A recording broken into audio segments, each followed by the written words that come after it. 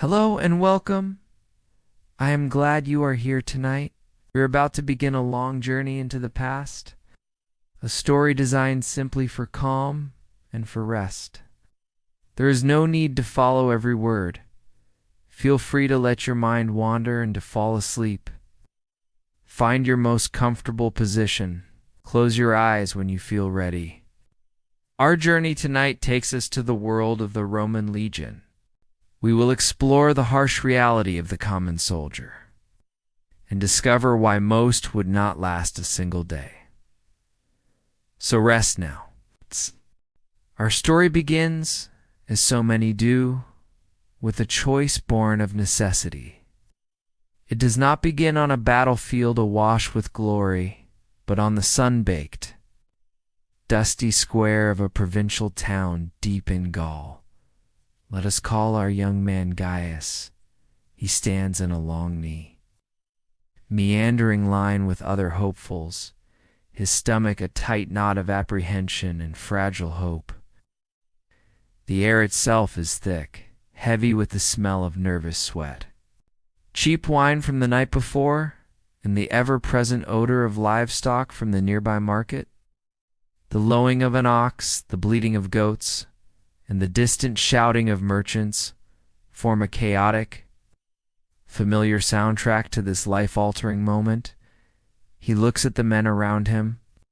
They are all young, all lean from either hard farm labor or the gnawing hunger of poverty. Some try to stand tall, puffing out their chests in a show of false confidence, their eyes darting around nervously. Others stare at their worn-out sandals, their shoulders slumped, unable to meet the indifferent gaze of the world. Gaius is one of these.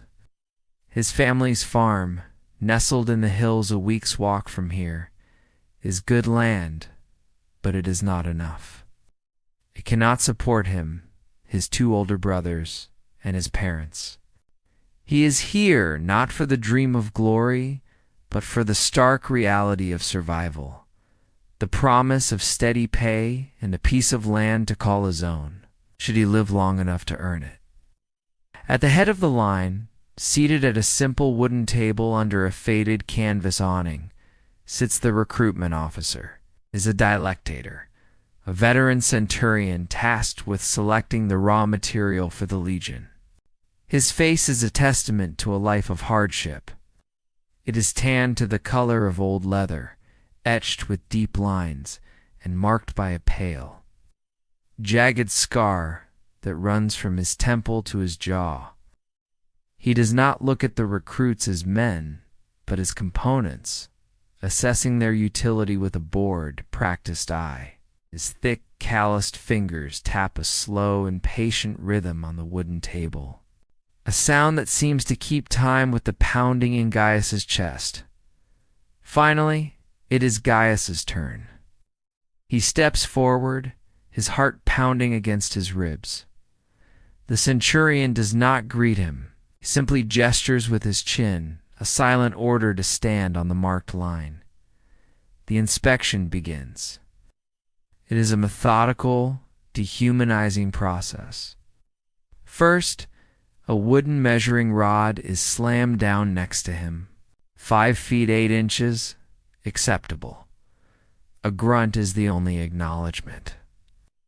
Open your mouth, the officer commands, his voice a low gravel.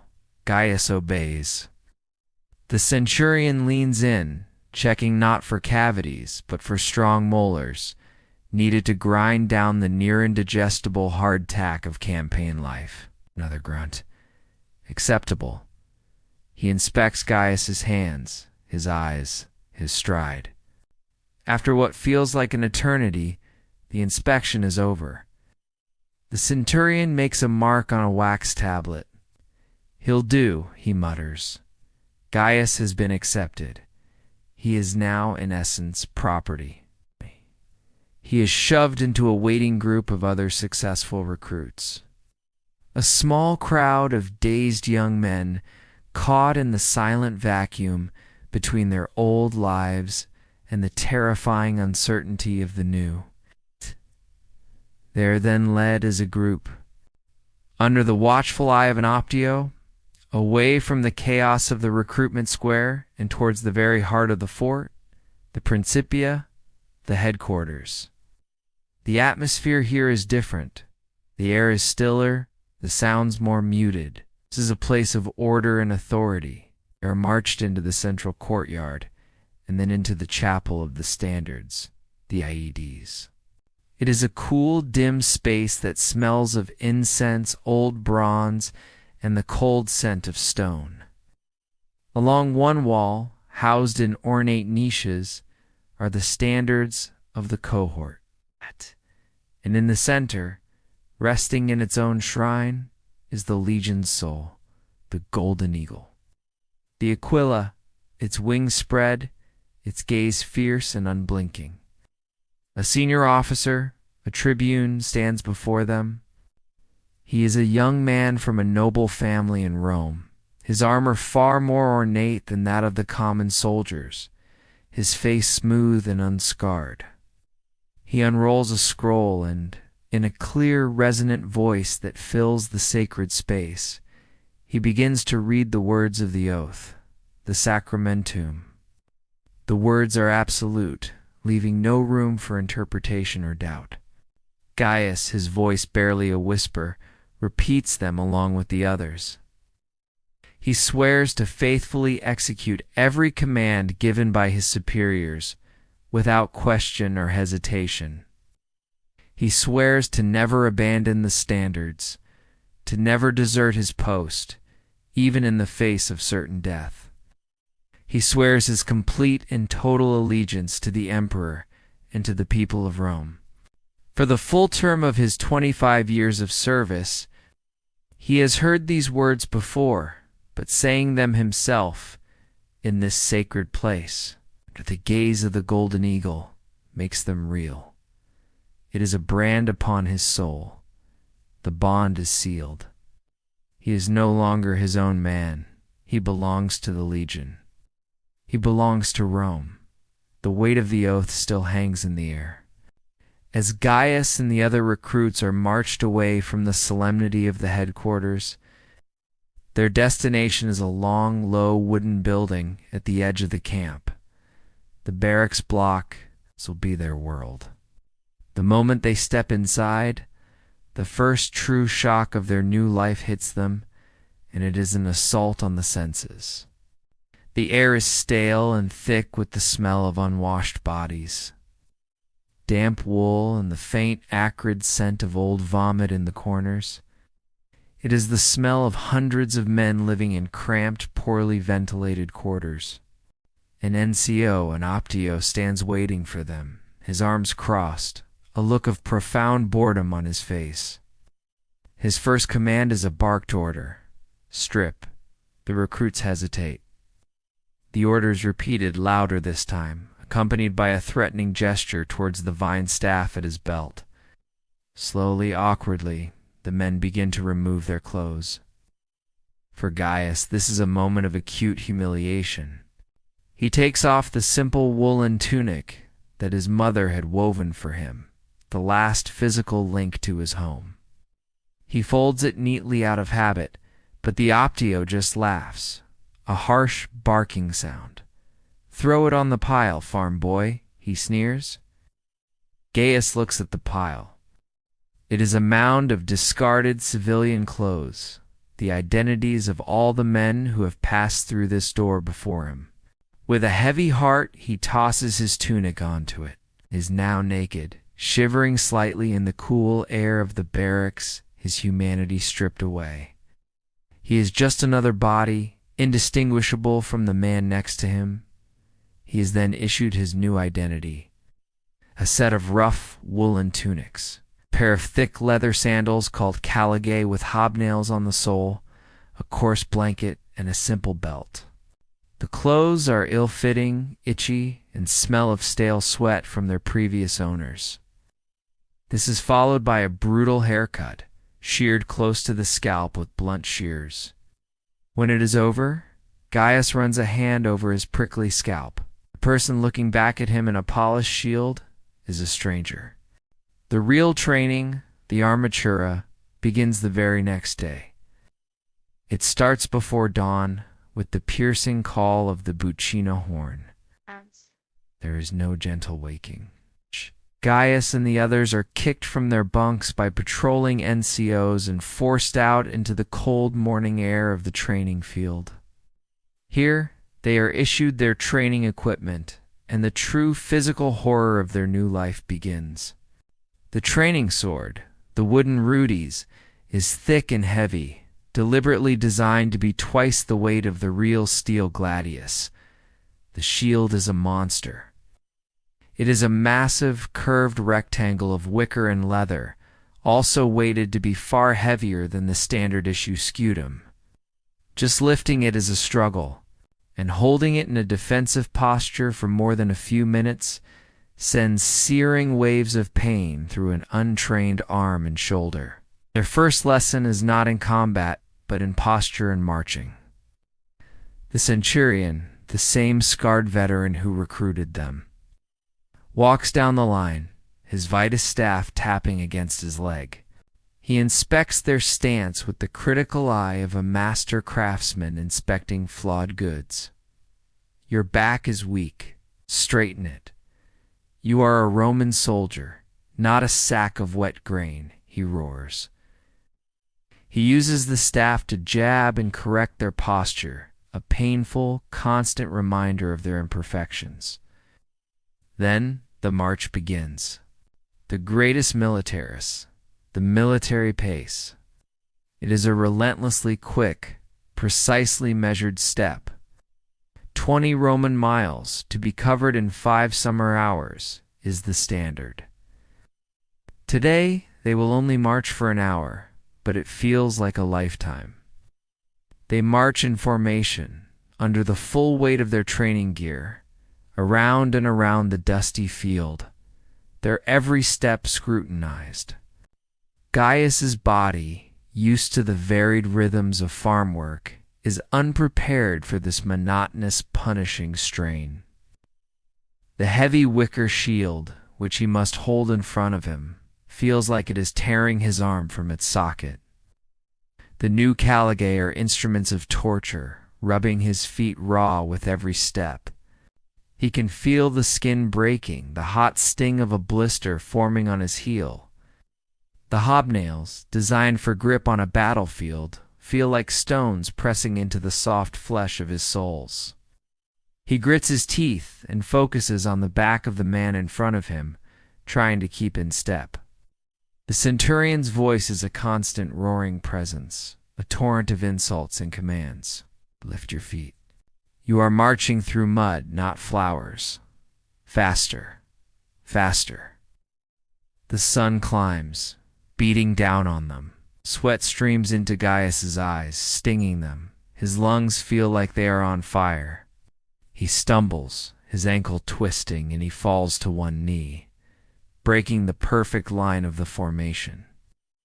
The world seems to stop for a second, then a shadow falls over him. The centurion stands above him, his face a mask of cold fury. On your feet, maggot, he says, his voice deceptively quiet. Before Gaius can react, the Vitus staff whistles through the air and cracks across his shoulders with brutal force. The pain is blinding, a white-hot explosion that steals his breath. It is unlike any pain he has ever known. It is not just the physical impact, but the humiliation that comes with it. He scrambles back to his feet, his body screaming, and forces himself back into the line. Tears of pain and shame well up in his eyes, but he blinks them back. Crying is a weakness the Legion will beat out of him. He has just learned the most important lesson of his new life. Pain is a tool of instruction, and obedience is the only path to survival. The march of humiliation finally ends, but it does not lead to rest.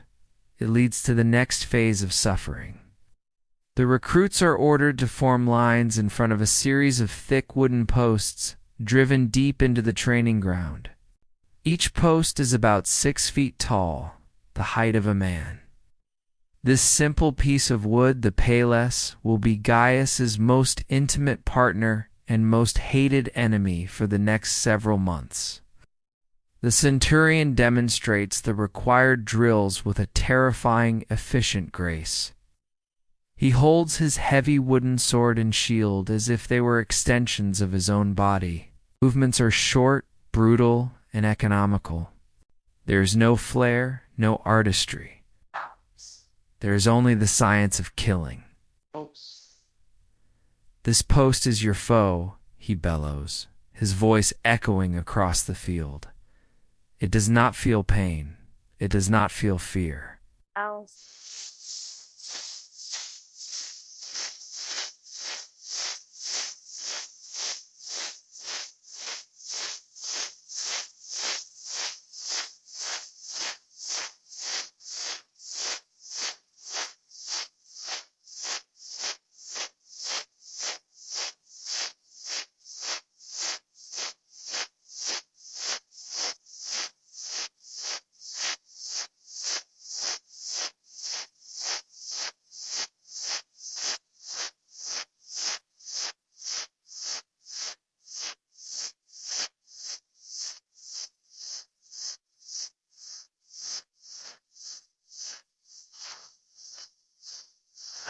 I say, for a little now, for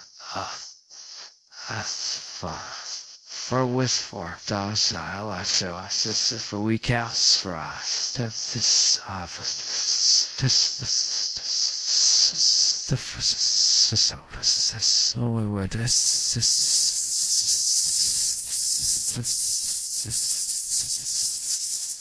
Then the drill begins. For what feels like an eternity, Gaius must attack the Pales. The centurion's commands are drilled into his mind. Advance, shield up, cover your body. Gaius learns to approach the post with his shield held high, his body angled to present the smallest possible target. The massive wicker shield is a wall he must hide behind, peering over its edge with watchful eyes. Thrust, do not swing. This is the core principle of Roman sword fighting. A swing with a sword is slow, telegraphed, and leaves the body exposed. A thrust is fast, direct, and deadly. It uses less energy and allows for a quick recovery. Gaius lunges forward, driving the point of his heavy wooden sword into the center of the post. The impact jolts his entire arm. Again, the centurion roars. Gaius recovers his stance, his shield never wavering. He lunges and thrusts again, and again, and again. The repetition is mind-numbing. His arm begins to ache with a deep, burning pain. His shoulder feels like it is being pulled from its socket. But he does not stop. To stop is to invite the sting of the vitus. He learns to use his shield as a weapon. On command, he slams the heavy central boss into the post, a move designed to knock an enemy off balance or break his teeth. He learns to jab with the reinforced edge of the shield to create an opening for his sword. The shield is not a passive defense. It is an active participant in the violence, holding it, maneuvering it. And striking with it requires immense strength in the arm, shoulder, and core. The training is relentless. After hours of sword and shield drills that leave his muscles screaming, Gaius and the others are forced to practice throwing the pilum, the heavy Roman javelin. The training javelins are, again, much heavier than the real ones, made of solid, fire-hardened wood with a blunted iron tip to prevent serious injury, though they are still capable of breaking bones. Gaius struggles to lift the awkward 7-foot pole, to find his balance, and to coordinate the short, explosive run-up with the final whip-like motion of his arm. His first few throws are clumsy, wobbling pathetically through the air and falling far short of the target posts. Each failure is met with derision from the trainers. Did you throw that, or did you just let it slip, farm boy? One would shout to the jeering laughter of the veterans observing them. The shame was a more effective motivator than any beating. Slowly, through endless repetition, his body began to understand the mechanics. He started to feel the transfer of energy from his legs, through his core, and out through his arm. And once in a while, a javelin would fly true, thudding into the target with a satisfying solid impact. The physical toll is only one part of the transformation.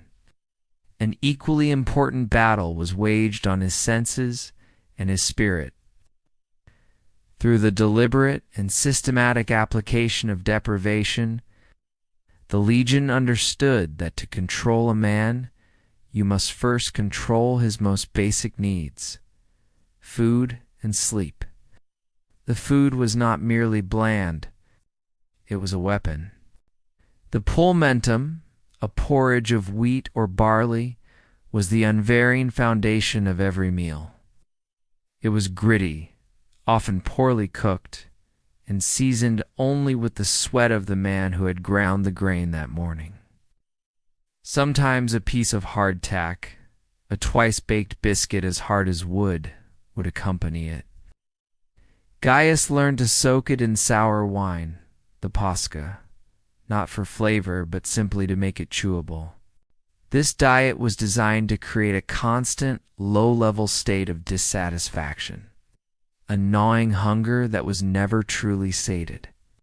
It was a reminder that comfort was a civilian luxury, and that a soldier's body was a machine to be fueled, not a palate to be pleased. Sleep was the second front in this war. It was treated not as a right, but as a privilege that could be revoked at any time. A recruit was never allowed to feel truly rested. After a day of back-breaking labor and training, they would collapse onto their straw pallets, their bodies a universe of pain, craving the oblivion of sleep. But their rest was often deliberately interrupted. In the middle of the coldest part of the night, the piercing shriek of a centurion S-whistle or the blare of a horn would rip them from their exhausted slumber. They would have seconds to scramble from their bunks, find their sandals in the dark, and form up in the freezing courtyard. The drill might be a pointless series of maneuvers in the dark, or a forced march around the perimeter of the camp, their bare legs numb with cold. The purpose was not military but psychological, was to shatter their sense of peace, to teach them that even in the depths of the night they were never truly off duty. The Legion owned their sleep.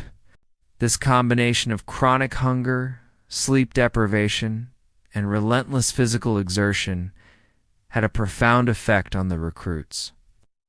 It created a state of mental fog where the world shrank to the next command, the next meal, the next chance to steal a few moments of rest. A well-rested, well-fed man has the energy to think, to question, to resent. A man ground down by exhaustion is more docile, more compliant. Gaius felt his own thoughts becoming simpler, his emotions blunted. He no longer felt the sharp pangs of homesickness, but a dull, constant ache. He no longer felt rage at the centurion's beatings, but a cold, resigned acceptance. Advanced formation training was another layer of this crucible. Learning to use a sword against a single post was one thing. Learning to function as a single cell in the great organism of the cohort was another. They spent weeks learning to form the shield wall. The trainers would scream commands and the entire century had to move as one, their shields locking together with a percussive crash. To be out of step was to create a fatal gap in the line, an error that was punished with immediate painful blows. They were forced to hold these formations for hours, their shield arms burning with a fire that went beyond simple muscle fatigue. The trainers would hurl blunted javelins and heavy stones at them to simulate the chaos of battle, teaching them to trust the shield above them and the man beside them.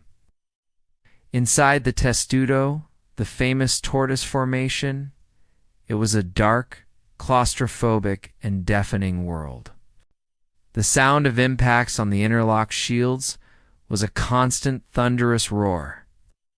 It was a lesson in collective survival, a brutal method of forging a group of individuals into a single armored beast. Gaius sees other men break under this relentless pressure. One young recruit, a boy from his own village, simply collapses during a march and cannot get up.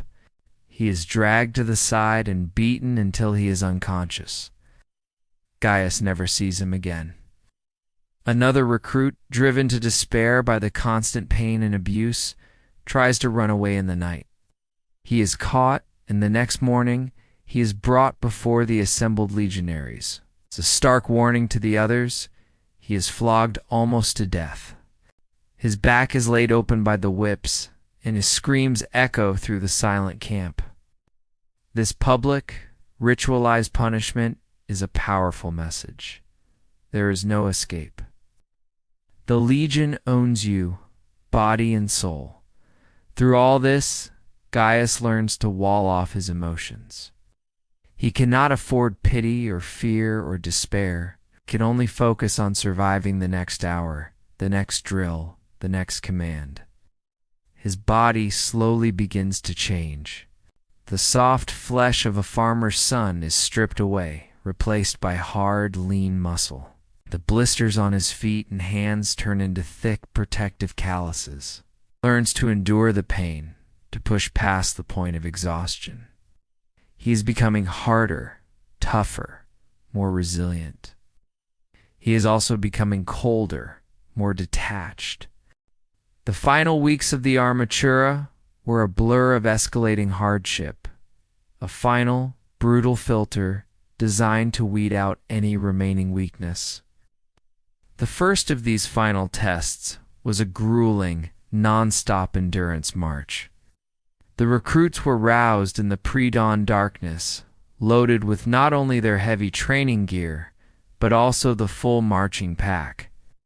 The Sarsana, complete with entrenching tools and palisade stakes. The objective was simple and horrifying: to march for 24 hours without sleep, with only minimal stops for water and dry rations.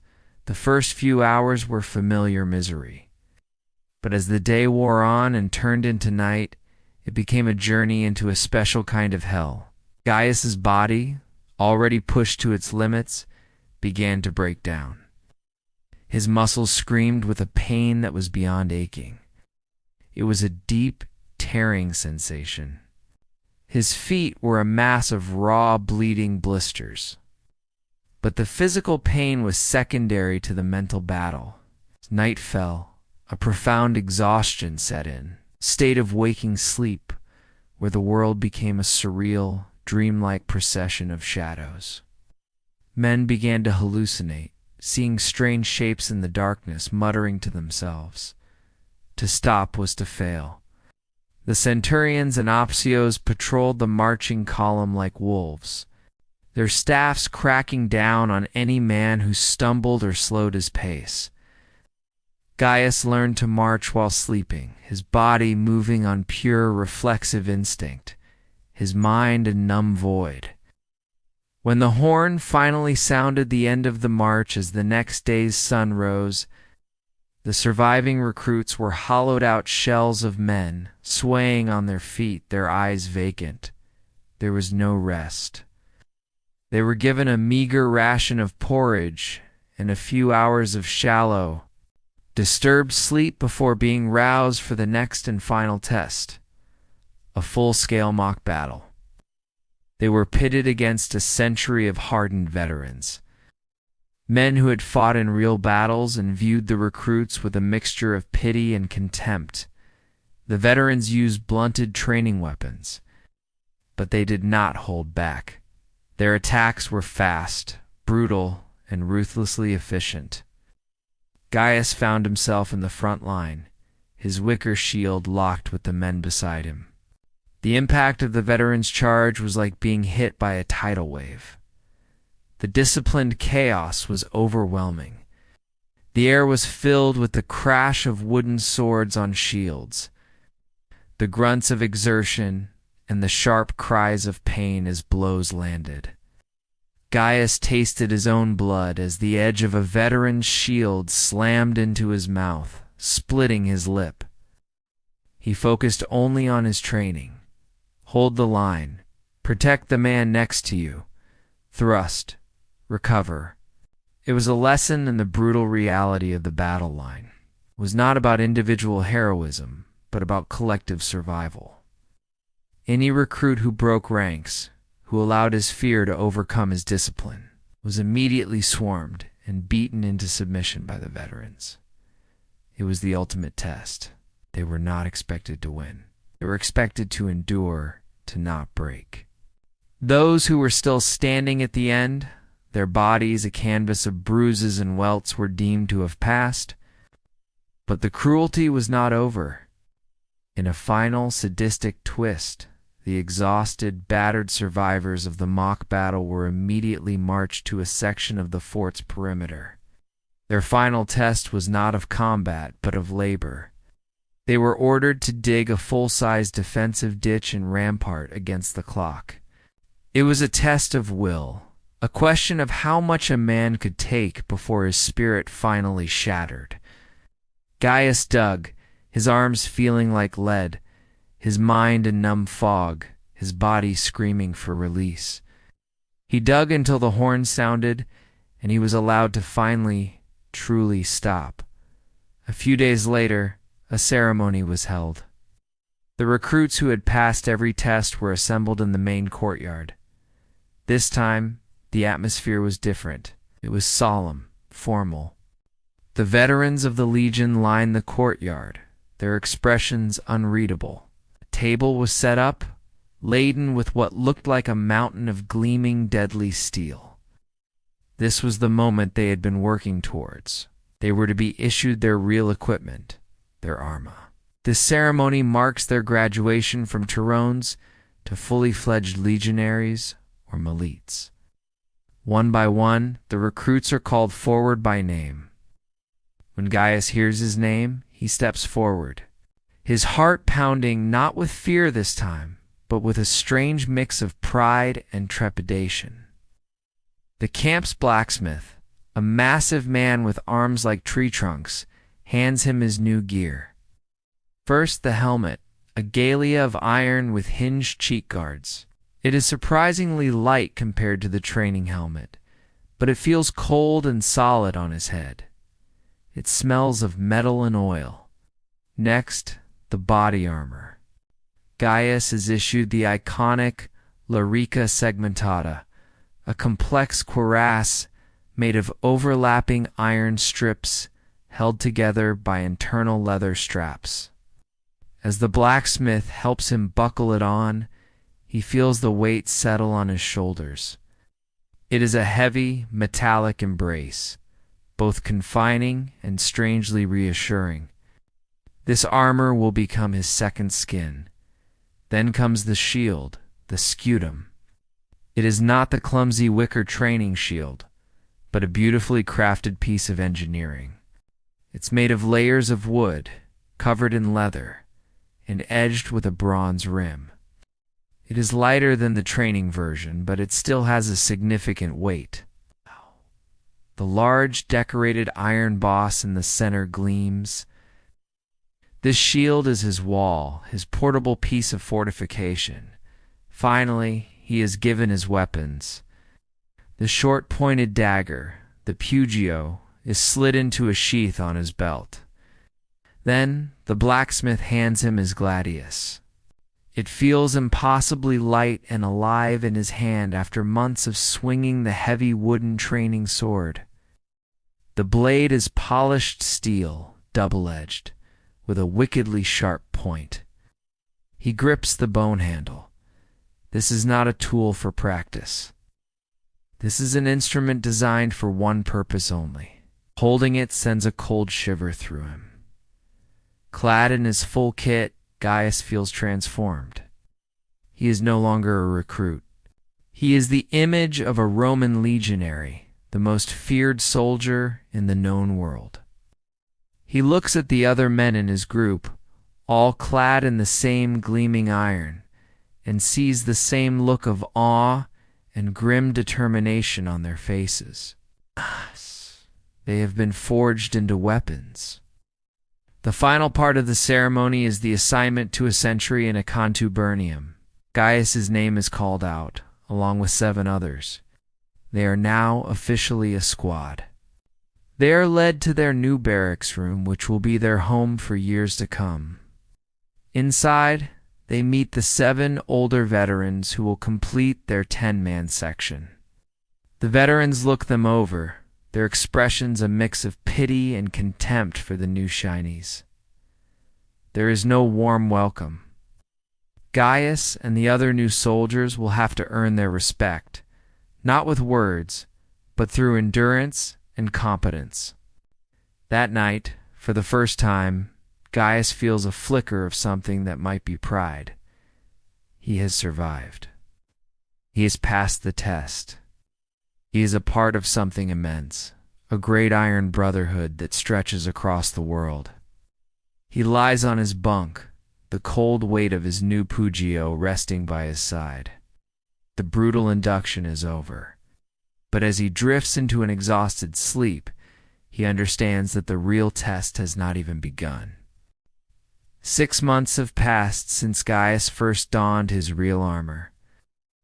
The gleam of the new steel is long gone, replaced by a dull, workmanlike patina, a mixture of thousands of polishings, dense from training and the ever-present threat of rust from the damp German air.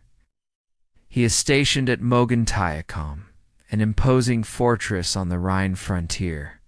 This name, once unknown, is now the boundary of his world. The fort is a city of wood and earth, a sprawling, highly organized scar of Roman civilization carved into the edge of a vast, dark, and seemingly endless forest. The Rhine River flows nearby, a wide gray, an indifferent artery separating the ordered world of the empire from the wild lands of the unconquered tribes. The initial pride he had felt upon receiving his equipment has evaporated, eroded by the relentless reality of his new life. Is learned the great, the unspoken truth of the Legion. A soldier's main enemy is not the barbarian hiding in the forest, but the crushing boredom of peace. The life he had imagined, one of epic marches and glorious battles, is just a child's fantasy. The reality is a predictable cycle of hard labor, patrols, and the suffocating monotony of garrison life. He now understands that the Roman army was not just a force of conquest, also the largest and most disciplined construction company in the ancient world. His day begins in the absolute, chilling blackness before dawn. It does not begin gently. The air in the barracks is thick and foul, a testament to 80 men sleeping in a confined space. A single piercing note from the buccina horn slices through the silence. It is a sound that Gaius has come to despise more than any other. It is not a call to glory, but a command to return to servitude. He swings his legs off his hard bunk, his muscles protesting with a familiar, dull ache. There is no time for grogginess. Every movement is done with a practiced speed born of harsh discipline. He pulls on his rough woolen tunic, which always seems slightly damp, and straps on his heavy Caligay sandals, their hobnails cold against the earthen floor. Every action is automatic, perfected by months of repetition and the fear of being slow. The first task is the morning meal. There are no communal mess halls or army cooks serving hot food. His contubernum, his squad of 8 men, is a self-contained unit responsible for its own sustenance. This week, 2 of the men from his squad are on duty. Their first job is to take a sack of hard wheat grains and begin the laborious process of grinding them on the quernstone, a small, portable hand mill. The sound of the grinding stone is one of the first sounds of the morning, a gritty, scraping complaint that speaks of immense effort for a meager reward. The coarse flour is then scraped into a communal pot and mixed with water from a barrel. A pinch of salt is added for flavor, though it does little to combat the blandness. This mixture is heated over a small smoky fire until it becomes a thick, lumpy porridge, the infamous pulmentum. It is the fuel of the legions, a meal of pure function, devoid of any pleasure or variety. Gaius receives his portion in a simple wooden bowl. He and his squad mates eat quickly, standing in the cold courtyard outside their room. They scoop the lukewarm paste into their mouths, their faces impassive. There is no conversation. This meal, eaten every single morning without fail, is a powerful tool of the legionary system. It reinforces the idea that food is not for enjoyment but for function. It is another way to break the spirit. Immediately following this grim breakfast is the morning inspection. This is a daily ritual of intimidation and control. The entire century, all 80 men, assembles on the main parade ground. They form perfect lines, each contubunium in its designated spot. The morning air is cold and bites at any exposed skin, but the men stand perfectly still, their breath pluming in the gray light. The centurion, his face a permanent mask of grim disapproval, begins his slow, deliberate patrol down the lines. His second in command, the optio, follows a step behind. A wax tablet and stylus in hand to note down any and all infractions.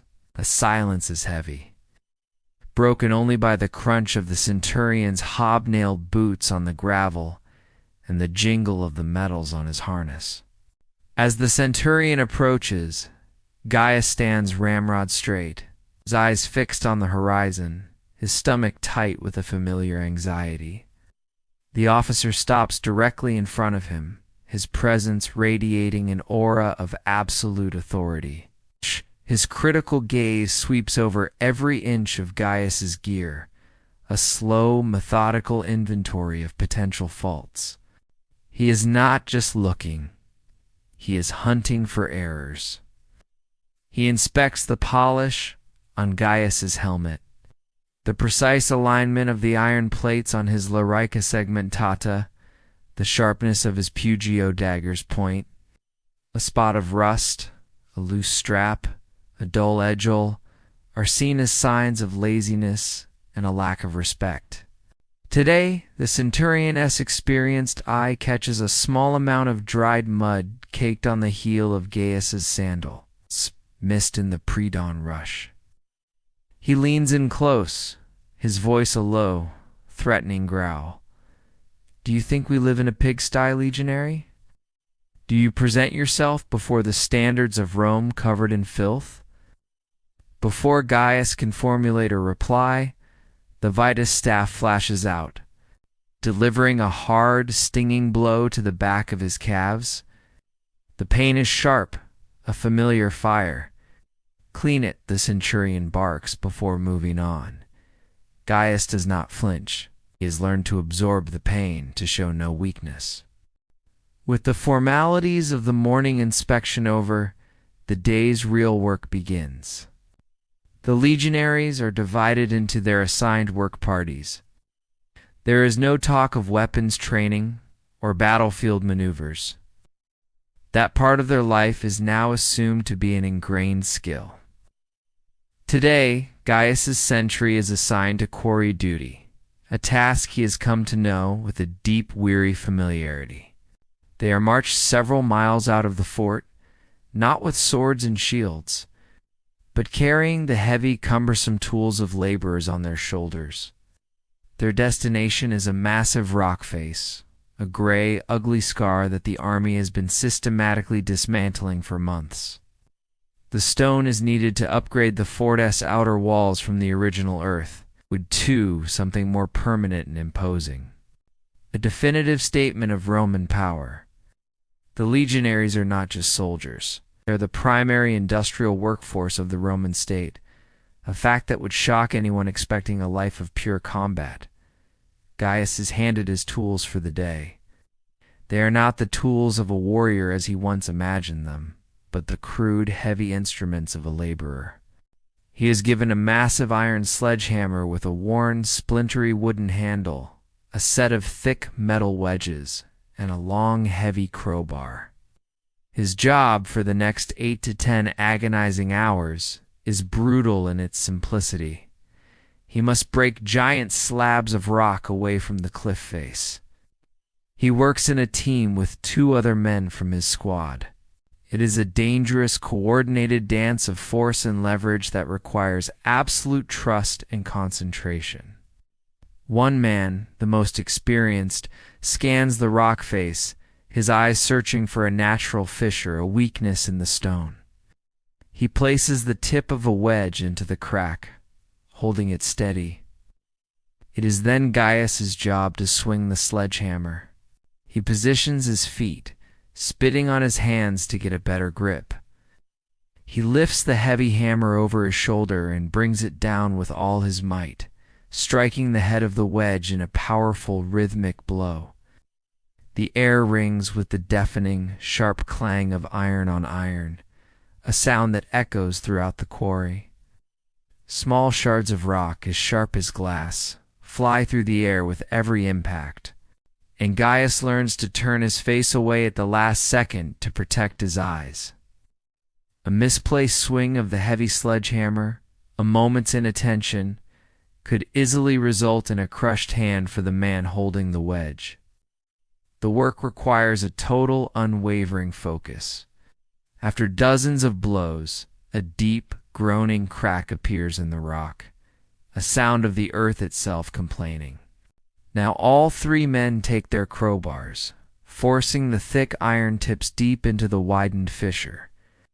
They coordinate their efforts with a series of low grunts, heave, heave, heave. Putting all their weight and strength into the effort, their muscles straining, their feet slipping on the loose gravel.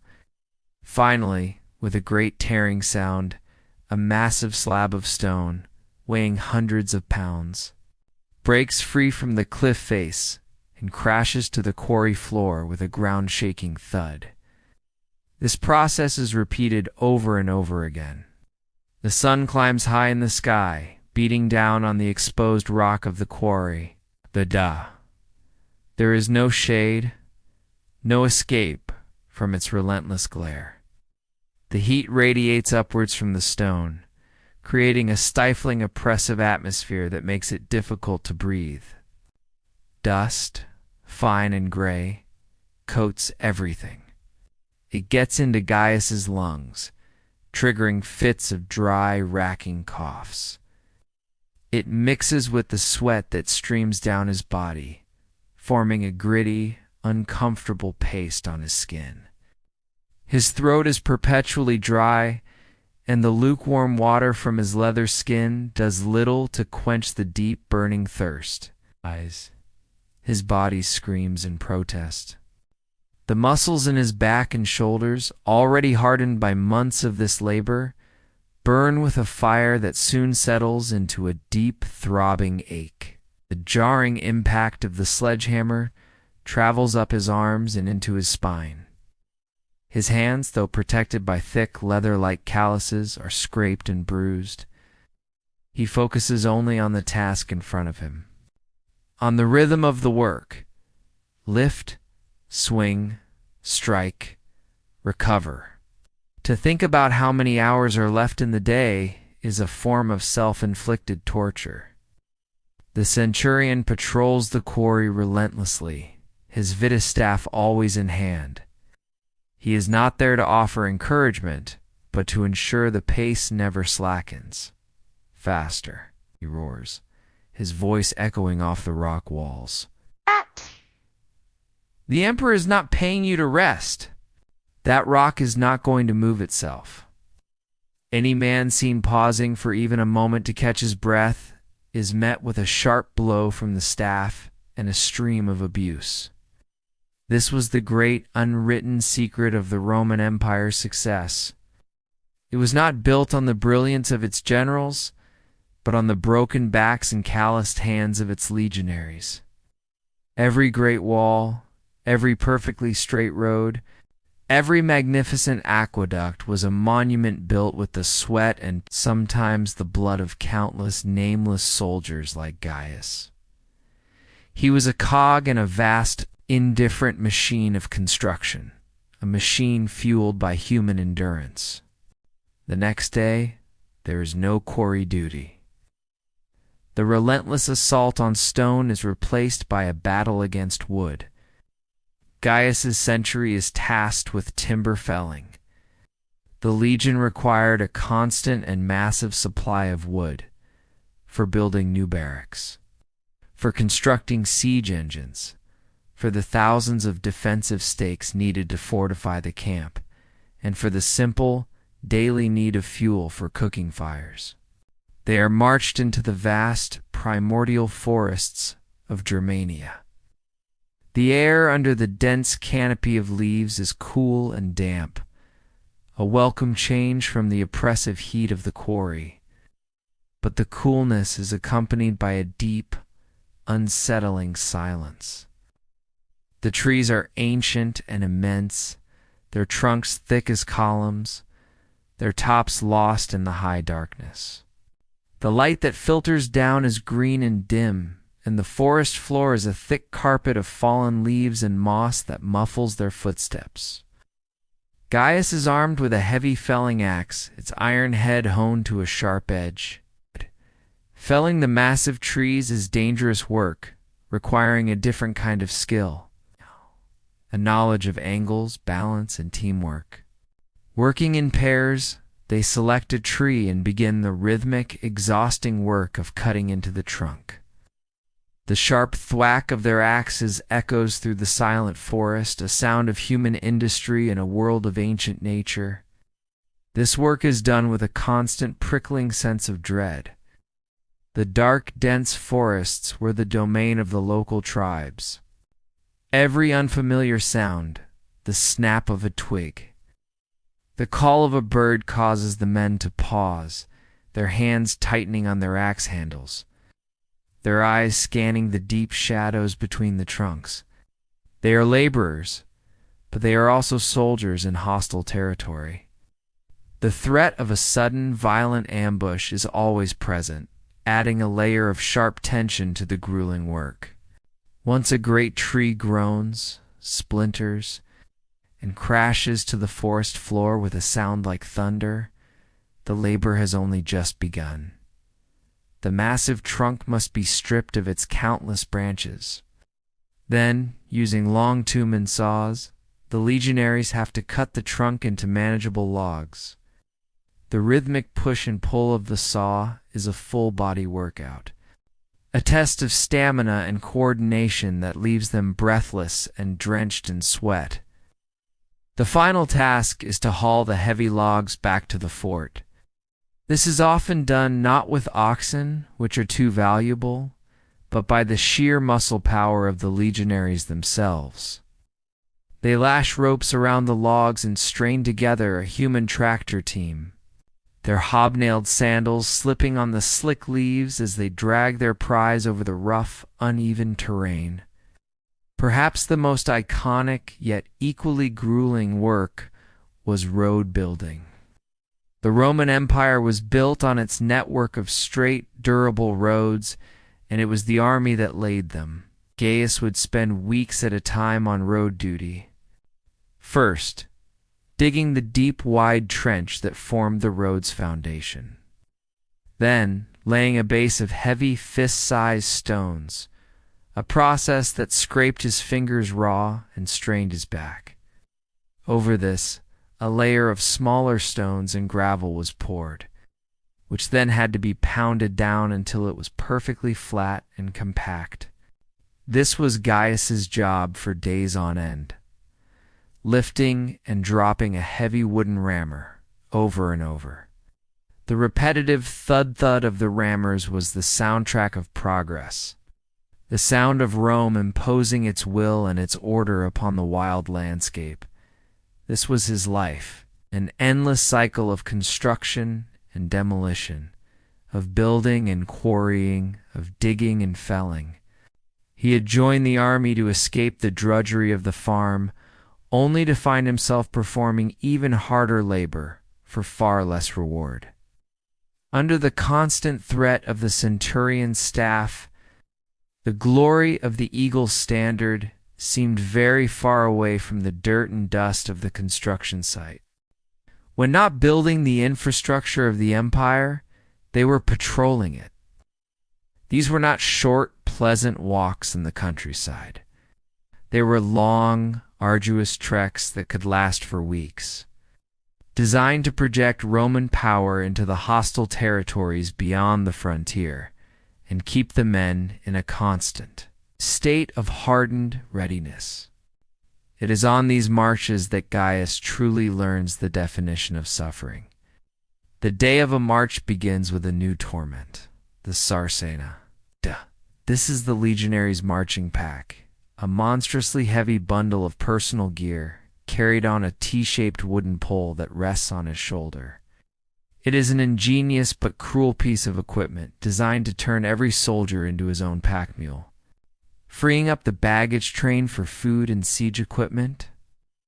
Gaius hoists the pack onto his shoulder, the familiar grinding weight settling deep into his bones. Draped over the pole is his entire world. There are his rations for 15 days, usually a bag of hard wheat grains that he will have to grind himself. There is his personal cooking pot, a small bronze skillet called a patera. There is his heavy, hooded woolen cloak, the pianula, essential for surviving the cold, damp nights. Hanging from this bundle are his entrenching tools. Depending on his squad's allocation, he might be carrying a pickaxe de labra, a shovel, or a turf cutter. There is also a small sickle for foraging and a wicker basket for carrying earth. And finally, tied securely to the top are the two heavy sharpened oak stakes, the sudes, that he must carry to build the camp's defensive wall every single night. The total weight of this pack, combined with his equipment, he is already wearing his helmet. His body armor, his shield, his sword, and his dagger is almost unimaginable. It's often exceeded 100 pounds or 45 kilograms. This is the weight of a small person, a burden he must carry on his own shoulders day after day. Then the march begins. The pace is relentless, a steady 3 miles per hour for at least 6 to 7 hours. The column of legionaries moves like a great armored serpent through the landscape. The only sounds are the rhythmic tramp of thousands of hobnailed caligae on the rough track. As a creak of leather and the jangle of metal, the physical toll is immediate and all-encompassing. The friction from the armor straps and the pack chafes Gaius's skin raw, creating painful sores on his shoulders and hips that never fully heal. The sheer weight compresses his spine, sending a deep grinding pain through his lower back. His knees and ankles ache with the strain of every step on the uneven ground. Thirst becomes a singular, obsessive focus. The water in his leather skin is warm and tastes of leather, but it is more precious than gold. He is only allowed to drink at designated halts, and he learns to ration his sips to make the moisture last as long as possible in his dry, dusty mouth. His mind empties of all thought except the simple, desperate desire for water and for the march to end. He learns to exist within a small bubble of misery. He focuses on the heels of the man in front of him on planting one foot after the other. He does not look at the horizon. To know how much farther he has to go is a form of torture. He simply endures, one agonizing step at a time, his body functioning on a reserve of willpower he never knew he possessed. And after hours of this torment, when the sun begins to sink and his body is screaming for release, the day is still not over. The final, non-negotiable task awaits. As soon as the command to halt is given, there is no collapse into exhausted heaps. The centurions are already shouting new orders. The work of building the fortified marching camp must begin immediately. Every man knows his job. It is a drill they have practiced to perfection. Gaius drops his pack, but his hands immediately reach for a shovel. While the surveyors mark out the perimeter, he and his comrades begin to dig the defensive ditch, the fossa. Their movements are sluggish with fatigue, but they are efficient. They know that their lives may depend on the speed and quality of their work. They dig for hours, their sore muscles protesting with every shovelful of earth. The dirt from the ditch is piled up on the inside to form a rampart, the augur. Once the earthworks are complete, Gaius retrieves the 2 heavy stakes he has carried all day, hammers them into the top of the rampart, their sharpened points facing outwards, adding them to the thousands of others that form an impenetrable palisade. Only when the camp is fully secure, a perfect wooden fortress that has sprung from the empty ground in a matter of 3 hours, is the work finally done. Gaius stumbles to the spot designated for his contubernum and collapses, not even having the energy to prepare a meal. His body is a universe of pain. He has pushed it beyond any reasonable limit. He has marched 20 miles with 100 pounds of gear, and then performed 3 hours of hard manual labor. And as he collapses into a shallow, exhausted sleep, he knows that tomorrow he will wake before dawn, tear down the camp, hoist the crushing weight of the Sarsena back onto his shoulder, and do it all over again. If the physical toil was the fire that forged a legionary's body, then the daily life within the legion was a slow, grinding pressure designed to reshape his mind. Gaius learned that a man could adapt to almost any physical hardship. The true, unending challenge was to survive the complete loss of personal freedom, the suffocating proximity of his comrades, and the ironclad, often brutal, social structure of the camp. This was a battle fought not with a sword, but with the spirit, a long war of attrition against the self. The absolute center of his existence, the container for his entire life, was the barracks block. These long, low buildings were arranged in neat rows, identical and anonymous. Gaius's specific room, the contubernum, was a 10-foot by 10-foot box at the end of one of these long halls. There was no door for privacy, only a thick leather flap that did little to keep out the noise of the men next door or the biting cold of the German winter. There were no windows, just a few high slits that offered a sliver of gray light, but no fresh air. Inside were 4 simple wooden double bunks, rough-hewn and sturdy.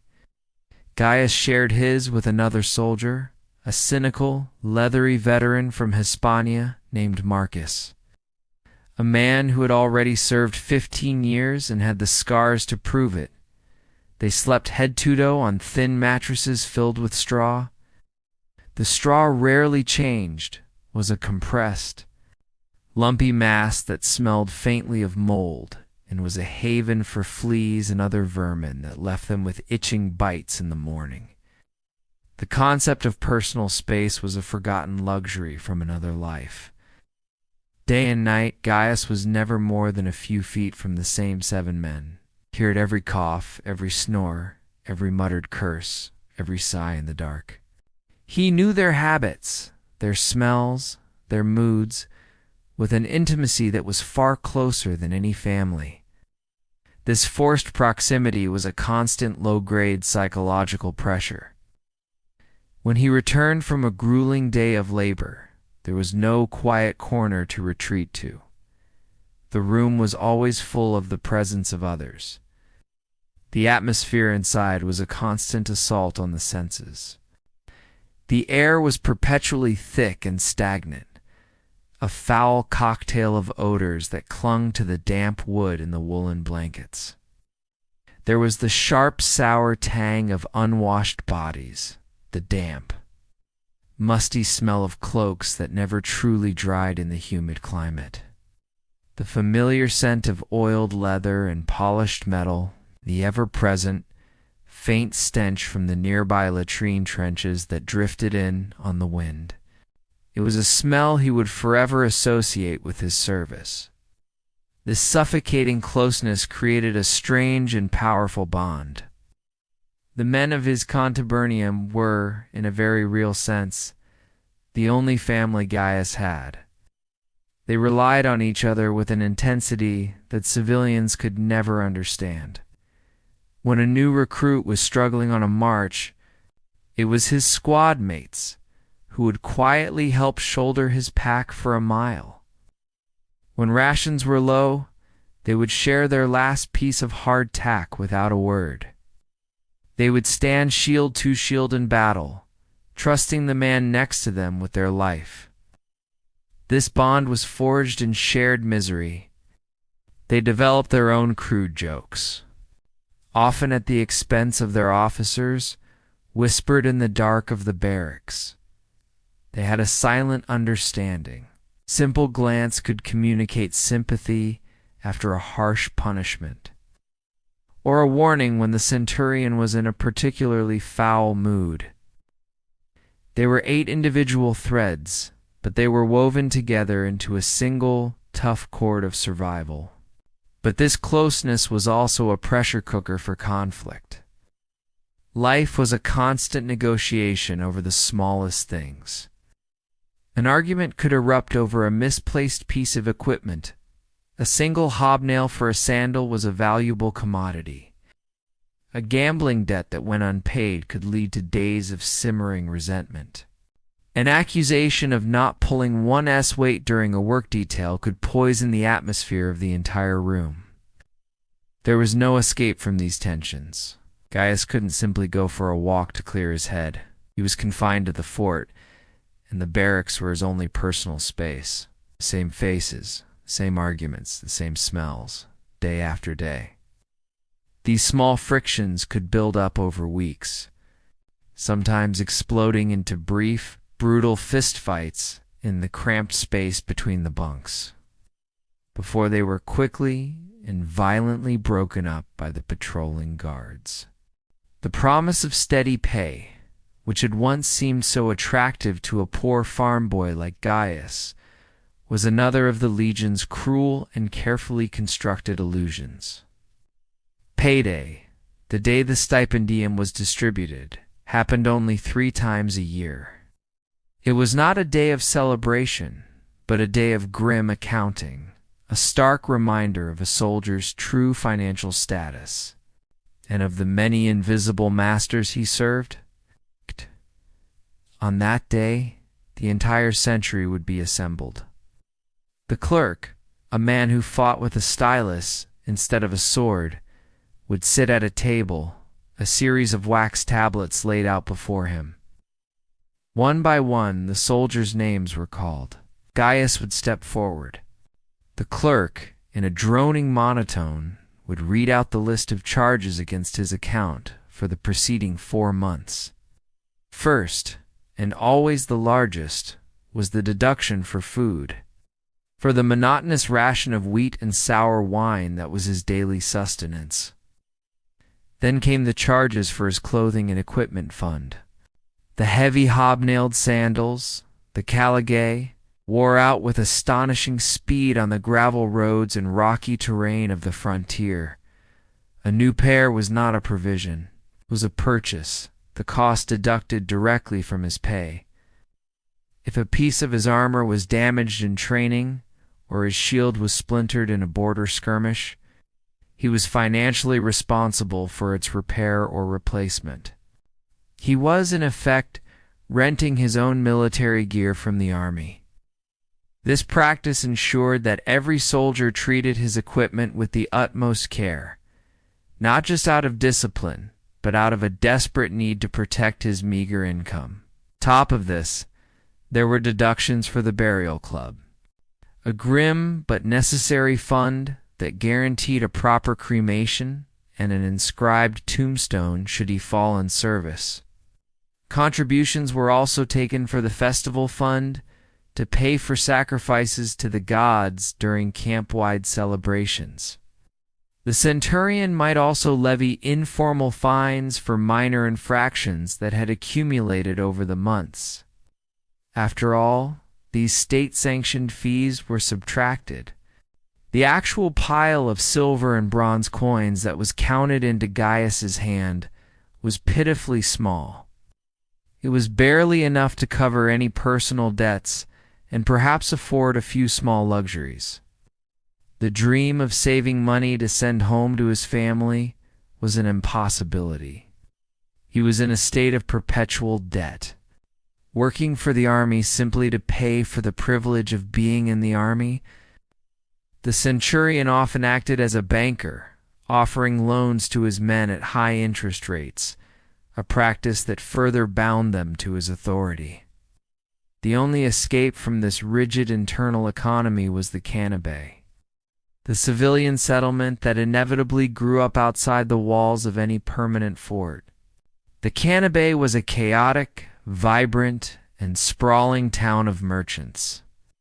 Food sellers, craftsmen, and unofficial camp followers. It was a place of temptation, a place where a soldier could spend his meager pay to feel. For a few hours, like a normal person again, Gaius would save 4 weeks for a chance to visit the Canabe. Stepping outside the formal, ordered gates of the fort and into the settlement was like stepping into another world. The air was filled with the smells of roasting meat, baking bread, and exotic spices, stark and wonderful contrast to the blandness of the camp's porridge.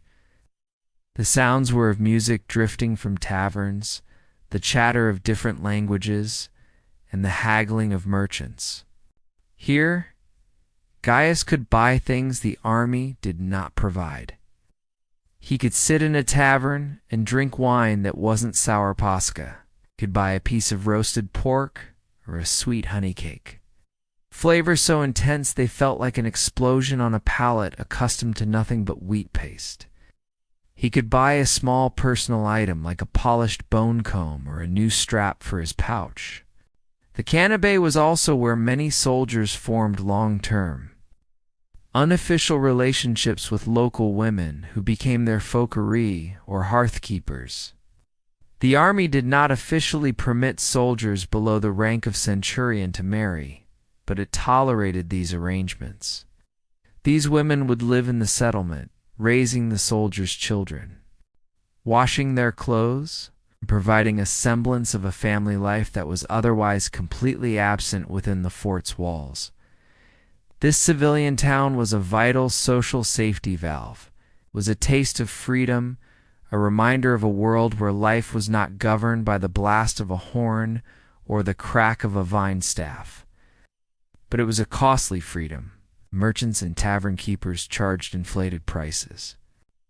Knowing the soldiers had few other options, the soldiers' pay, so carefully hoarded, would disappear in a single evening of indulgence, leaving him broke and once again completely dependent on the army for his next meal.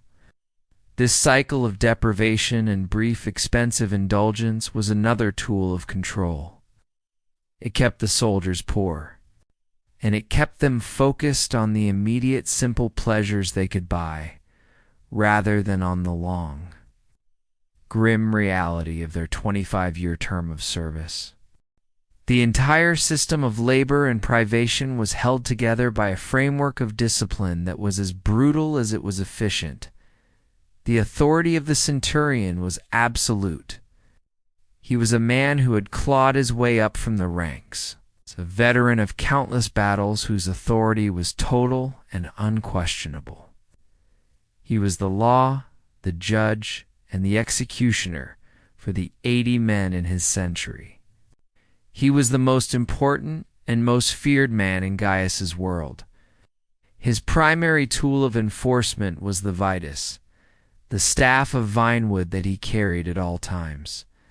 It was thick, tough, and flexible, and it was the symbol of his office. It was not merely symbolic. It was used with painful frequency for any number of minor infractions. A sloppy salute, a moment of inattention during a drill, or a dirty helmet would earn a soldier a series of sharp, stinging blows across the back, legs, or shoulders. This casual, everyday violence was a constant reminder of the need for perfection. For more serious offenses, the punishments were far worse, and often ritualized to serve as a terrifying warning to others. A soldier caught sleeping on watch duty, an offense that endangered the entire camp, would be subjected to the fustuarium. The condemned man would be brought before the assembled cohort. The centurion would lightly tap him with a staff, and at that signal, the man was expected to run. He was forced to run a gauntlet between two lines formed by his own comrades, the men from his own century, who were required to beat him to death with clubs and stones. To refuse to participate was a capital offense in itself. It was a brutal, horrifying spectacle of community-enforced justice, designed to make every soldier complicit in the enforcement of his own discipline. This ever-present threat of severe physical punishment conditioned every aspect of a soldier's life. Gaius learned to suppress his own initiative and thoughts. He did not question an order, no matter how nonsensical or dangerous it seemed.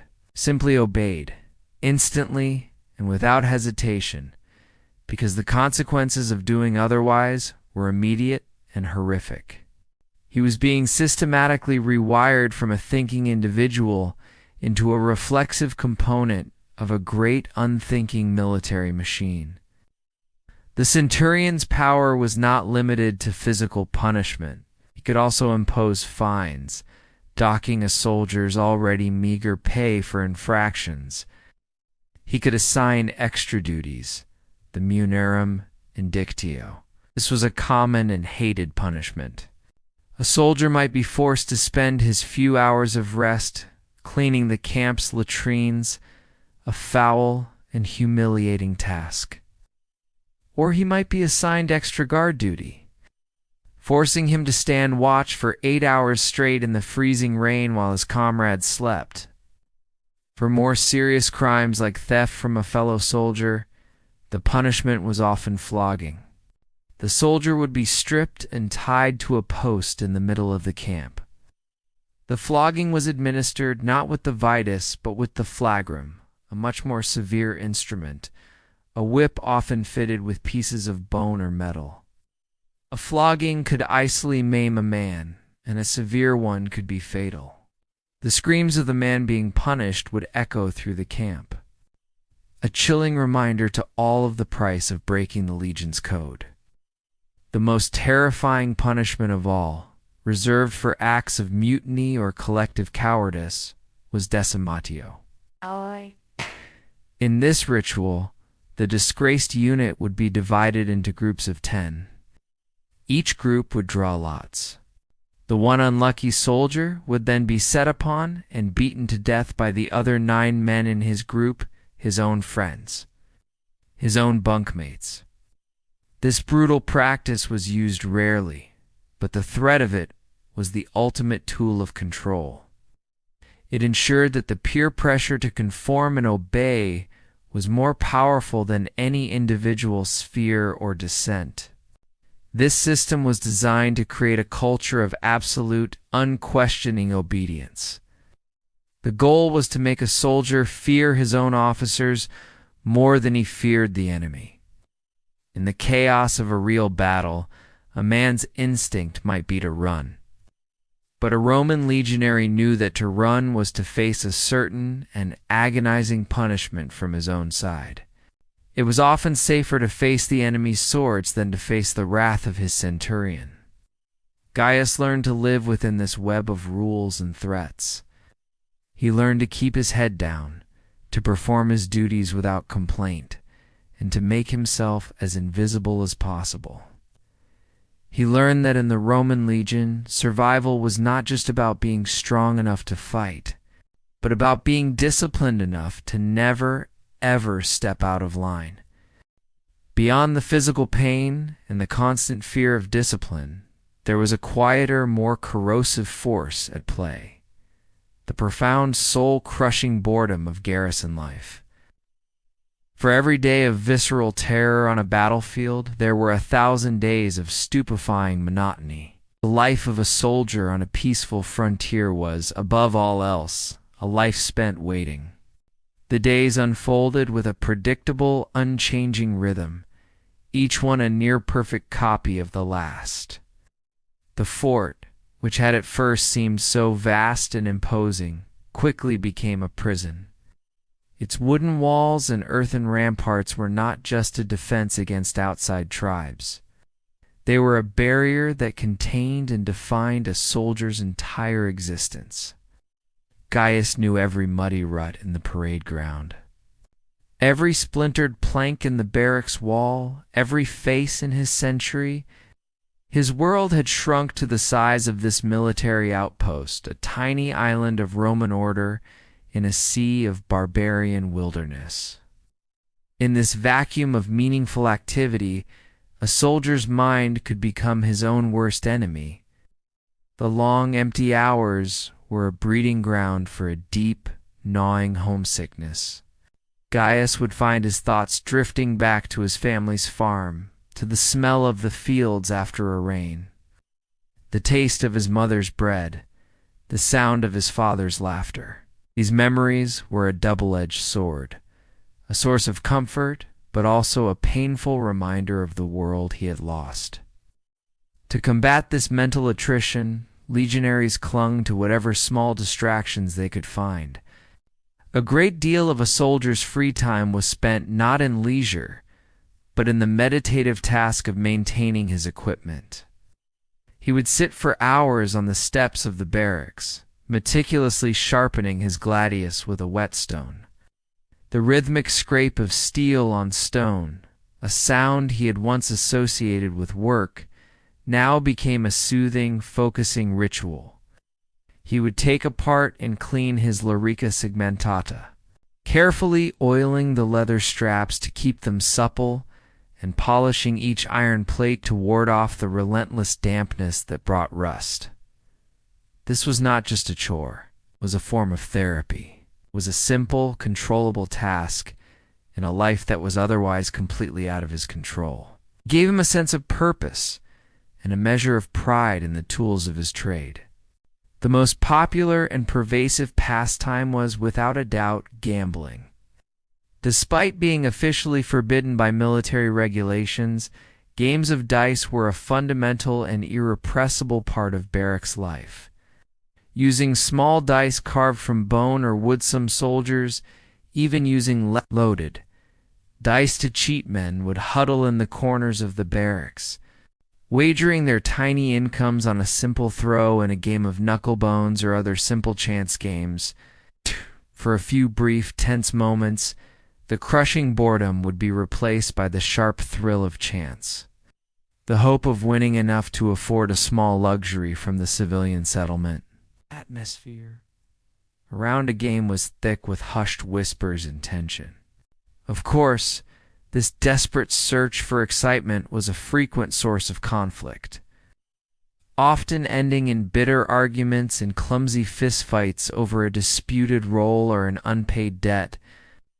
For the small percentage of legionaries who were literate, writing and receiving letters was the most precious link to the outside world. Gaius, who had learned his letters from a local priest, treasured this ability. He would spend a small fortune at the camp market for a thin sheet of papyrus or a reusable wooden tablet coated in wax. He would then spend hours painstakingly composing a letter home. his large calloused fingers struggling to form the delicate letters with a sharp stylus. We'd write simple things, telling his family he was in good health, asking about the harvest and sending greetings to his brothers. He would never, ever describe the reality of his life, the beatings, the bad food, the fear, the despair. His letters were a heavily censored version of his life. Receiving a letter in return was the highlight of a soldier's year. A courier would arrive with a mailbag, and the names of the lucky recipients would be called out. To receive a letter was to hold a piece of home in your hands, to read the familiar words of a loved one and know that you were not forgotten. For a few hours, the lonely legionary would feel like a son, a brother, a person again. These were the small things that kept a man sane. Successful bet, a letter from home, a shared joke with a comrade. A rare visit to the civilian settlement outside the fort for a taste of different food and wine. They were small islands of humanity in a vast ocean of disciplined monotony. Just enough to keep the spirit from being entirely extinguished by the grinding impersonal machinery of the Legion. After years of the monotonous cycle of labor and garrison duty, the moment that history remembers finally arrives. Orders carried by a series of riders from Rome ripple through the frontier command. A hostile tribe has unified, crossed the Rhine, and is now threatening Roman territory. The Legion is commanded to march. A strange, nervous energy electrifies the fort. The boredom is finally broken, but it is replaced by a cold, deep-seated dread. Gaius soon discovers that the most lethal enemy on campaign is not the warrior with a painted shield and a long spear. It is an invisible, indiscriminate killer that stalks the army day and night. Disease. The conditions within a temporary marching camp, where 12,000 men and thousands of baggage animals are crowded together, are a perfect breeding ground for sickness. Hygiene is a concept that barely exists in these conditions. The camp latrines are simply deep, open trenches, often located perilously close to the nearest stream or water source. Flies, a constant plague, move in buzzing clouds from the latrine pits to the food preparation areas. The water they scoop from local rivers is often contaminated with the waste of the thousands of men and animals marching ahead of them. In this environment, pathogens spread with terrifying speed. Dysentery, which the soldiers grimly called the flux, was a constant companion. It would sweep through the ranks, leaving men weak, dehydrated, and in agonizing pain. A soldier afflicted with dysentery was a liability. Unable to march, he would be carted in the baggage train where his chances of recovery were slim. Typhoid fever and influenza were also common, striking men down with fevers that left them delirious and weak. Gaius watches in horror as men he had trained with, men who were the picture of strength and resilience, waste away in a matter of days. Their bodies, hardened by years of labor, were helpless against these microscopic invaders. The camp medics, the Medici, were skilled in their own way, but their expertise was in the realm of battlefield trauma, not infectious disease. They could stitch a gruesome wound with a steady hand, set a broken bone with surprising delicacy, or perform a crude but often life-saving amputation with a bone saw. Their tents were places of horror, filled with the screams of the wounded, but also places of practical skill. Against the invisible enemy of disease, however, they were largely powerless. Their remedies were a mixture of herbal concoctions, folk wisdom, and fervent appeals to the gods. They did not understand the principles of infection or contagion.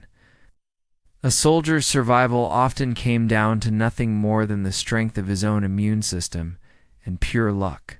Wow. The grim statistics of Roman campaigns show that for every soldier killed by enemy action, several more would die from sickness. When the day of battle finally arrives, it is nothing like the heroic tales sung by poets. The moments just before the clash are a form of pure psychological torture. Gaius stands in his rank, shield interlocked with the men beside him, forming a solid wall of red and iron. Across the field, the enemy is a terrifying Ceta, vast, chaotic horde of Germanic warriors. Their bodies painted with fearsome symbols, their long hair wild. The air is filled with their war cries, a cacophony of thousands of voices shouting in a guttural tongue, a sound designed to break a man's nerve before the fighting even begins. He can smell the acrid scent of his own fierce sweat, mixed with the familiar odors of oiled leather and damp wool. He grips the bone handle of his gladius, his knuckles white with tension.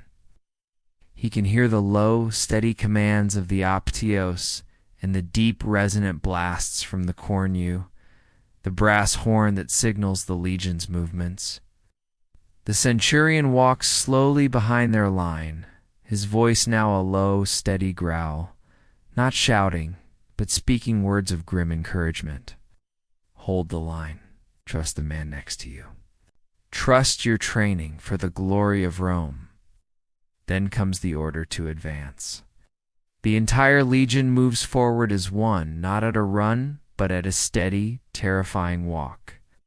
The ground trembles under the rhythmic tramp of thousands of hobnailed sandals. This disciplined, inexorable advance is itself a weapon, a psychological tool meant to intimidate the enemy. The eagle standard of the legion, the Aquila, gleams in the sun, a single point of golden focus in a sea of red shields. It is an awe-inspiring sight, a wave of iron and order about to crash upon the chaotic horde. The impact when it comes is a physical shock that jolts his entire body, driving the air from his lungs. It is not a series of clean individual duels, but a brutal, suffocating crush of bodies, shields, and weapons. The front rank absorbs the enemy's wild charge, and the ranks behind, including Gaius's, push forward with all their might, adding their weight and momentum to the massive human press. The noise is a deafening, chaotic symphony of crashing metal. The splintering of wooden shields, the screams of the wounded, and the guttural shouts of men fighting for their lives. Gaius's world shrinks to the few feet of space in front of his shield. He can see nothing but the wild eyes and snarling face of the enemy warrior trying to kill him. He acts on pure, ingrained muscle memory, the result of thousands of hours of drilling against the Pales. He uses his scutum not as a passive barrier but as a battering ram, shoving with his entire body to unbalance his opponent to create a momentary opening. In that fleeting second, he does not swing his sword in a wide arc. He thrusts, short, brutal, economical movement, driving the point of his gladius into the exposed stomach or throat of the man opposite him, feels the blade sink into flesh. A sickening, unforgettable sensation that is nothing like striking a wooden post.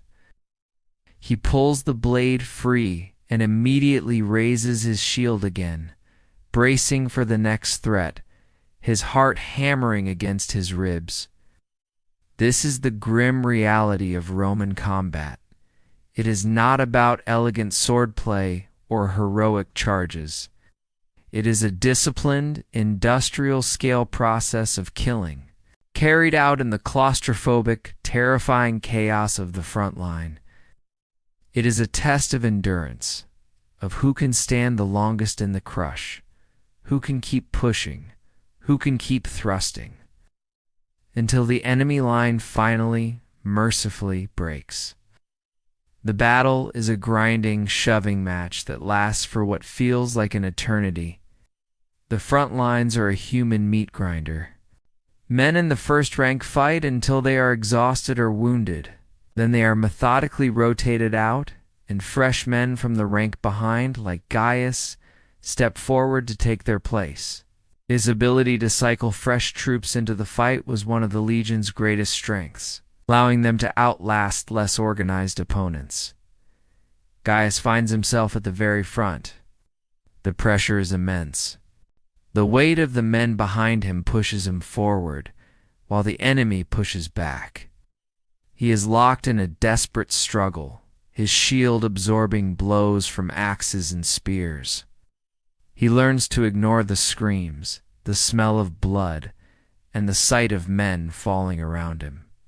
He focuses only on his small piece of the line, on the shield of the man next to him, on the next thrust of his sword. He sees his bunkmate, Marcus, take a grievous wound, an axe splitting his shield and cutting deep into his shoulder. Marcus stumbles back, his face a mask of shock and pain, and is immediately pulled to the rear by the medics, who work just behind the battle line. Another man instantly steps up to fill the gap. There is no time for sentiment.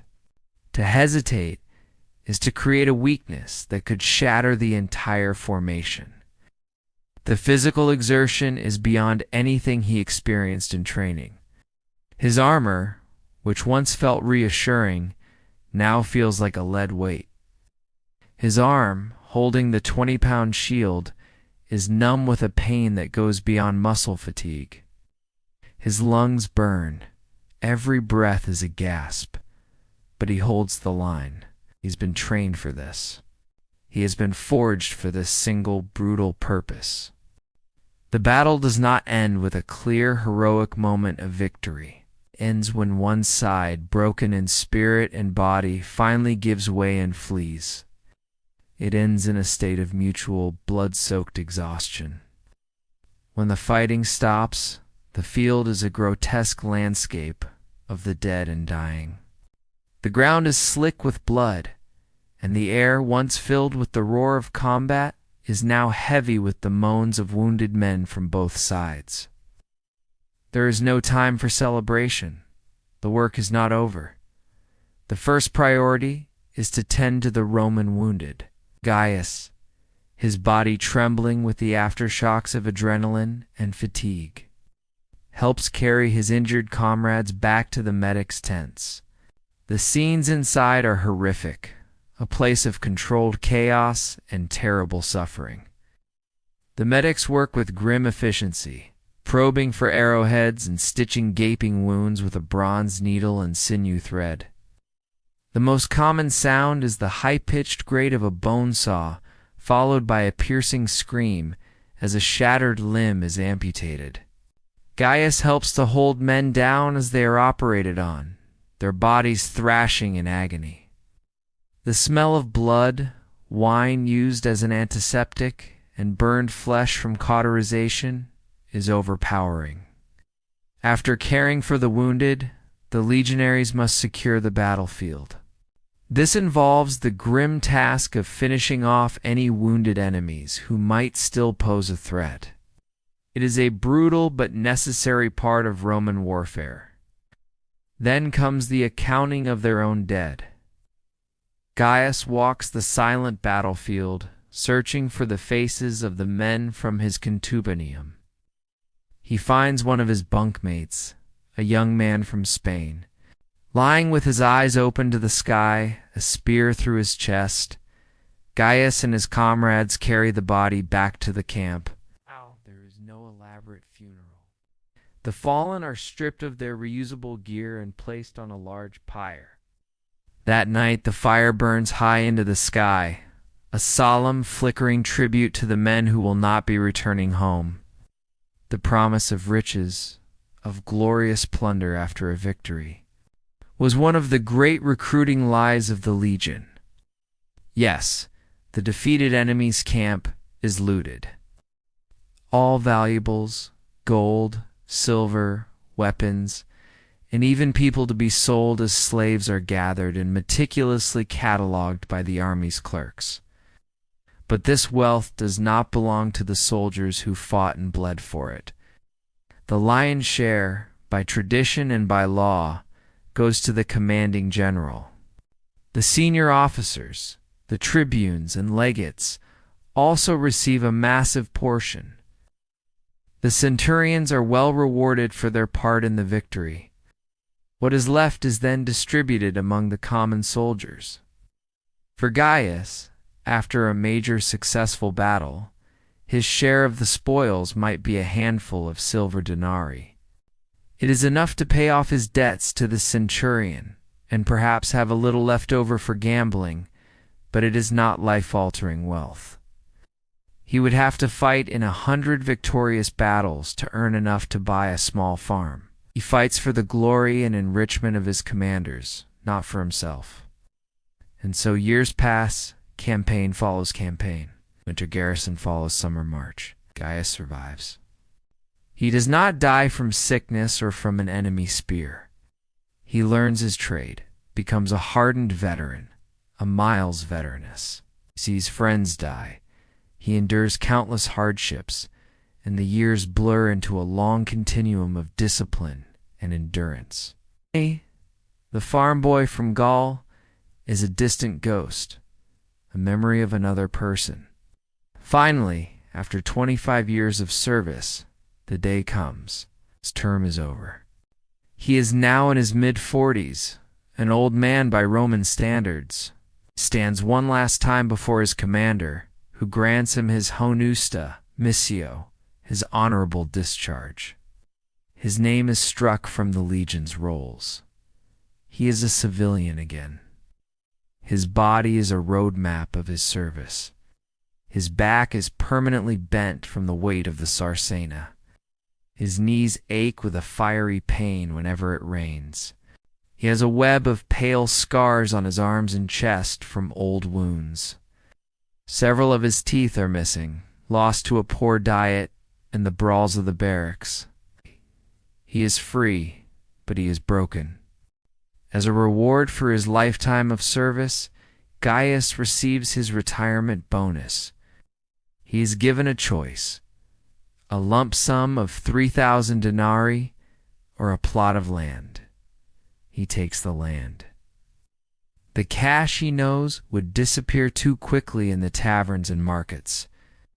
Land is something real, something tangible, a connection to the life he knew before the Legion.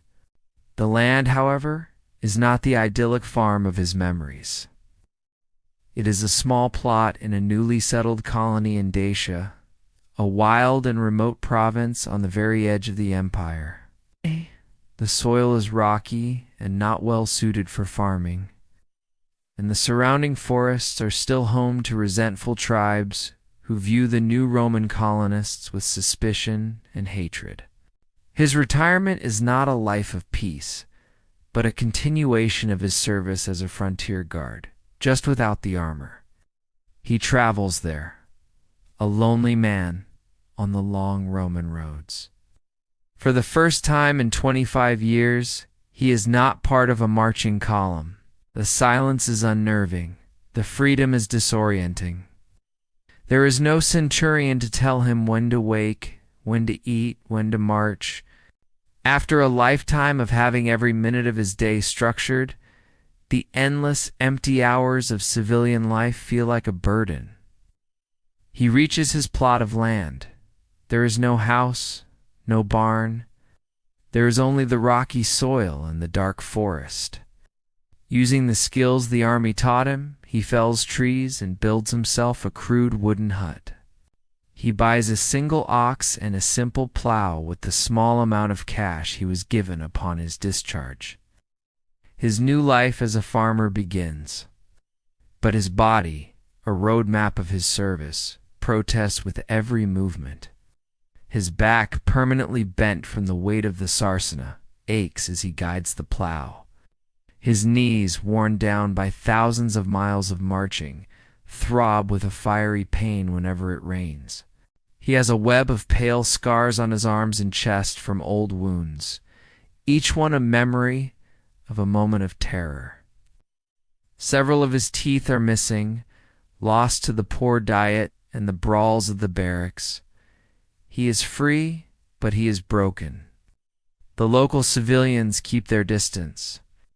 He is respected as a veteran, but he is also feared. His eyes have seen too much. His posture is still ramrod straight. He is a man out of time, a relic of a violent world trying to fit into a peaceful one. He does not know how to make small talk, how to haggle in the market for himself, how to fill the long, unstructured days. The nights are the hardest. They are too quiet. In the Legion, the night was always filled with the familiar sounds of the camp, the snores of his comrades in the cramped barracks, the distant call of the sentry on the wall, the shuffle of the changing of the guard. Here there is only the sound of the wind in the trees and the cry of a lone wolf. The silence is a profound and unshakable loneliness. He misses the brotherhood, the only family he has known for his entire adult life. He misses the crude jokes, the shared complaints, the silent understanding between men who had endured the same hell. He had longed for the day he would be free, but now that it has come, he feels adrift, an island in a world that no longer makes sense to him. He has survived. He has lasted far more than a single day. He has endured a lifetime of hardship that would have shattered a lesser man. But as he sits alone on a rough-hewn bench outside his crude hut, watching the sun set over a strange and wild land, he is left with a profound and unshakable feeling of being utterly alone. He gave his youth, his health, and his spirit to the great unthinking machine of Rome.